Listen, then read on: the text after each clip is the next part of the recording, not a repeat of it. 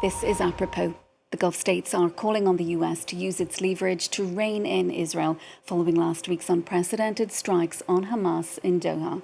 Qatar's ruling emir opened a summit of Arab and Islamic nations by accusing Israel of genocide, saying it was working to ensure that Gaza was no longer livable. With the US Secretary of State in Israel for talks with Benjamin Netanyahu, delegates in Doha offered different views about what to do next and agreed to take only minimal action, as Jenny Shen reports. A gathering of foreign dignitaries from across the Arab and Muslim world in Doha, a united front in condemning Israel's attack on Hamas leaders in Qatar last week. We must isolate the aggressor, cut off its weapons and financial resources, and hold its leaders accountable in the courts of justice. Tomorrow, it could be any Arab or Islamic capital's turn. The choice is clear. We must unite. To the people of Israel, I say, what is happening now undermines the future of peace and threatens your security as well as the security of all the peoples of the region. It creates obstacles to any prospects for new peace agreements and even puts at risk existing agreements with countries in the region. The Gulf states renewed their calls on their ally Washington to use its leverage to rein in Israel. We also expect our strategic partners in the United States to use their influence on Israel in order for it to stop this behavior. They have leverage and influence on Israel, and it's about time that this leverage and influence to be used. Anger has swept across the Mideast region since Israel strikes on Qatar on Tuesday, which killed 5 Hamas members and a Qatari security officer. Israel, for its part, has defended its attack, with Prime Minister Benjamin Netanyahu doubling down by saying Qatar remains a possible target if Hamas leaders are present. Qatar has played a key role in brokering diplomatic efforts since the war began, serving as an intermediary of indirect negotiations between Hamas and Israel. Since Israel launched its invasion of Gaza in response to Hamas's attack in 2023, it's also retaliated against other members of Iran's so-called axis of resistance, including Lebanon, Syria, Yemen, and now Qatar. For more, we are joined now by Dr. Ziad Majed, Professor of Middle Eastern Studies at the American University of Paris. Thanks so much for being with us on the programme. What, firstly, if anything of substance, do you think has come from this Doha summit? The Qatari Prime Minister had been calling for Israel to be punished for its crimes, but it seems that minimal action is to be taken. Yes, absolutely. We are just in front of words. They have condemned the attack. They're asking the United Nations to impose sanctions on Israel. And there will be tomorrow the meeting of the Gulf Cooperation countries. The Council will also probably evoke the same motion, the one calling for sanctions. They evoked the double standards and wanted impunity to be over, but at the same time, there are no measures. There are many countries present around the table who already normalized with Israel. Probably they should start by at least calling their ambassadors or firing the Israeli ambassadors.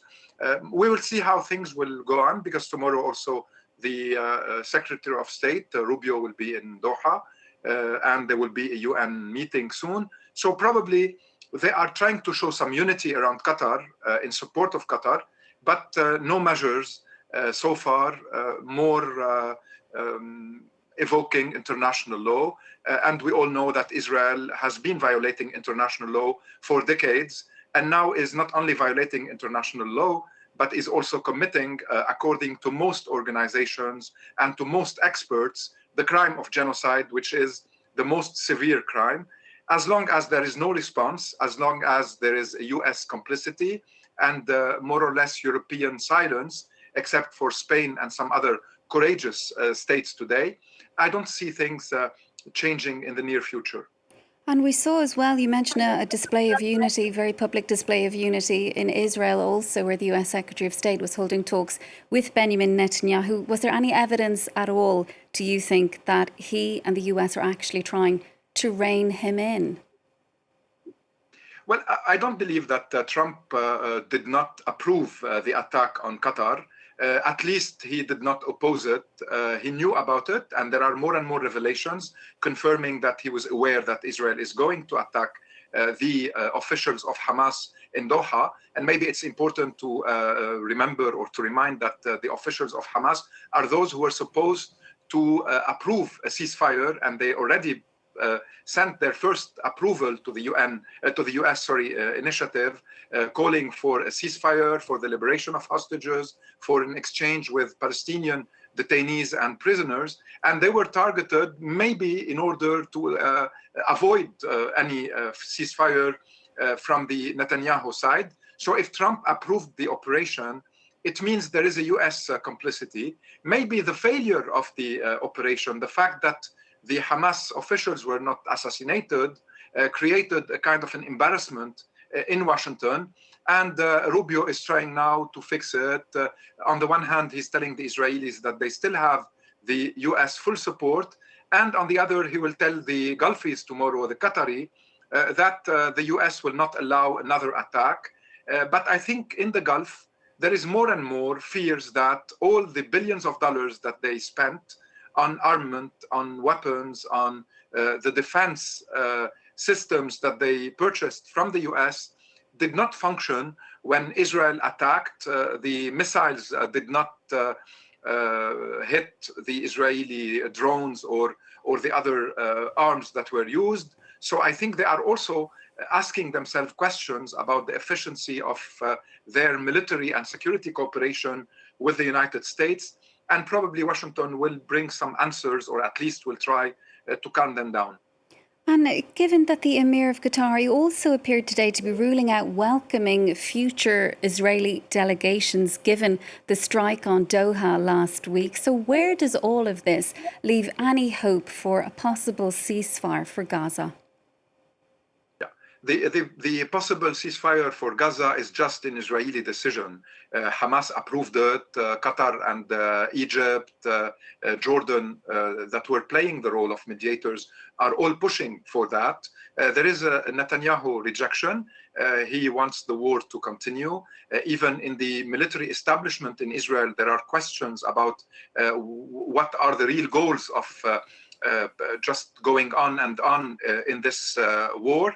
Destructions, probably the original plan, which is an annihilation of Gaza, a deportation of its population, is still on Netanyahu's agenda. And also it's important to always remember that Netanyahu is under arrest warrant by the International Criminal Court for crimes against humanity. And that's something that he doesn't want to deal with, of course, and maybe having a longer war, rejecting all kind of mediations, targeting those who negotiate ceasefires is part of his strategy. And as long as no one is stopping him, and as long as in Israel itself also there are no strong and powerful opposition to end with the series of wars that we have been witnessing, I'm not sure that this statement of the Arab and Islamic leagues or of the Qatari government will have an impact. We might probably now expect some new voices from European countries calling on new initiatives. Cairo could be a place if the Qataris will be on hold for some time because of what happened and because of the Israeli aggression on their soil. Maybe the Jordanians will try to do something, but everyone is waiting for more measures and for more reasonable voices in the West, in countries or in capitals where the political influence is more considered, more efficient or more valuable than the one of Arab capitals. And we're hearing that there are very heavy airstrikes on Gaza City tonight. Our correspondent in Jerusalem also telling us that the mood in Israel is grim. Benjamin Netanyahu warning people to prepare for even further isolation politically and economically for Israel. At this point, is there any hope that Benjamin Netanyahu is going to listen to the domestic pressure that is being applied? Well, according to most polls in Israel, the domestic pressure is much more about the hostages than about the fate of the Palestinians. Now, you do have, of course, human rights groups like B'Tselem, like Physicians for Human Rights in Israel, who are calling what's happening in Gaza a genocide. You have lots of intellectuals and jurists and journalists who are also opposed to this genocidal war. But among the political establishment and in the voices that we hear in the society in general, we're not yet facing a strong opposition against Netanyahu. And he still relies on the United States. He continues to consider that Trump will cover him in his wars, that the Europeans are divided, and the new pretext now, the new justification for the war is the French and Saudi initiative to recognize a Palestinian state.